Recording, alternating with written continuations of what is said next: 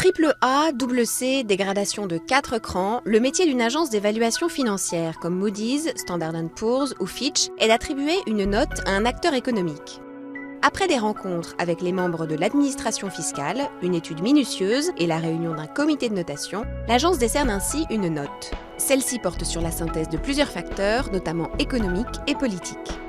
En principe apolitique, cette appréciation est très utile aux investisseurs. Elle les informe sur les risques auxquels ils s'exposeraient s'ils prêtaient de l'argent à tel emprunteur et sur sa capacité ou même sa volonté à rembourser sa dette. Aujourd'hui, l'aggravation rapide de la crise de la dette dans la zone euro menace les notes des États européens. En effet, une note est abaissée en raison de plusieurs facteurs. Des perspectives de croissance économique inquiétantes ou l'inefficacité d'un plan de rigueur, comme actuellement dans plusieurs pays d'Europe.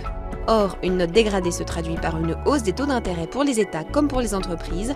En conséquence, quand ils veulent emprunter, cela leur coûte plus cher. La plupart des États et des entreprises rétribuent les agences pour qu'elles notent leurs dettes.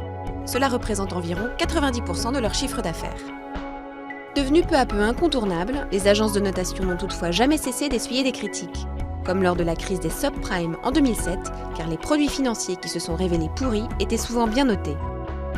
En 2008, peu avant de faire faillite, ce qui donna le signal de départ de la crise financière mondiale, la banque Lehman Brothers avait ainsi reçu leur satisfecit.